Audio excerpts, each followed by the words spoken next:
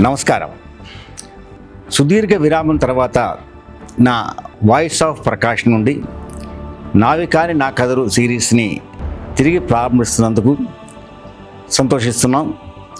గతంలో లాగే నా ఈ నావి కాని నా కథలు సిరీస్ని మీ అందరూ కూడా ఆదరిస్తారని, నా ఛానల్ వాయిస్ ఆఫ్ ప్రకాష్ ఛానల్ను సబ్స్క్రైబ్ చేస్తారని ఆశిస్తూ నేను కొత్త కథతో మీ ముందుకు వస్తున్నాను.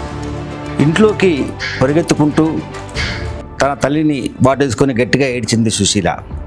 అమ్మ, నేనిక ఉండలేను ఆయనతో. ఆయన యొక్క సూటిపోటు మాటలు, రోజు ఆయనతో తగాదాలు నేను భరించలేకపోతున్నాను. నేనన్నా చనిపోవాలి, లేకపోతే ఆయనన్నా చంపాలి అని ఒక తీర్మానానికి వచ్చానమ్మా. ఆయనతో నేను వేగలేకపోతున్నాను. రోజు నాతో పోట్లాటే, ఇద్దరం పోట్లాడుకుంటున్నాం. మాటల యుద్ధం రోజు తలకాయ నొప్పిగా ఉంది. ఆయనతో నేను భరించలేనమ్మా అంటూ ఏడవసాగింది. తల్లి, అమ్మ కాస్త నిదానంగా ఉండమ్మా, నిదానంగా ఉండని కాస్త ఆమెని సముదాయించింది. అయినా కూడా ఆమె ఏడుస్తూ, నేను ఎట్టి పరిస్థితిలో ఆయన్ని చంపడమైనా నేను చావడమైనా చేయాలి అంది. సరే అయితే నేను మార్గం చెప్తానంటూ ఆమె ఒక 30 పొట్లాలు, చిన్న చిన్న పొట్లాలు చేతికిచ్చి, అమ్మ ఇది చాలా సైలెంట్ పాయిజన్. ఇది అంటే నువ్వు వెంటనే ఏదైనా చేసి చంపితే నువ్వు జైలుకి వెళ్ళాల్సి వస్తుంది. ఈ సైలెంట్ పాయిజన్, ఈ 30 పొట్లాలు రోజు ఒక పొట్లం ఇస్తూ ఉండు. ఆయన నిదానంగా ఖచ్చితంగా చనిపోతాడు. అయితే ఒక విషయం బాగా గమనించాలి.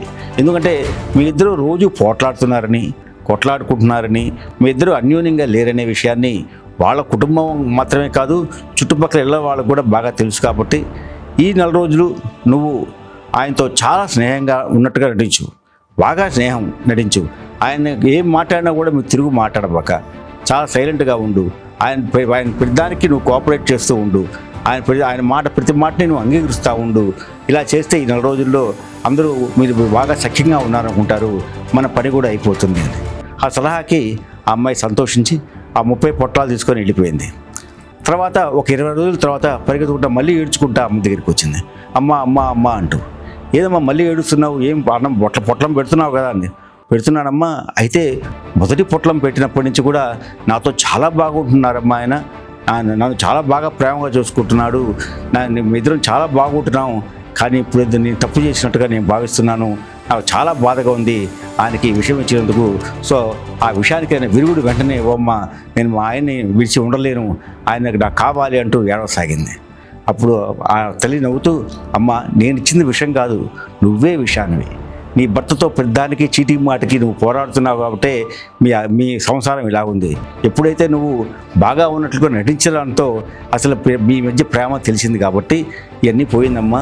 అందువల్లే భర్త ఎంతో ఇక బయట నుంచి వచ్చినప్పుడు సహనంగా ఉండాలి తప్ప రోజు తగాదాలతో ఉంటే మీ బ్రతుకు కూడా ఎలా ఉంటుందని చెప్పి ఆమె మళ్ళీ తిరిగి కూతుర్ని కాపురానికి పంపింది.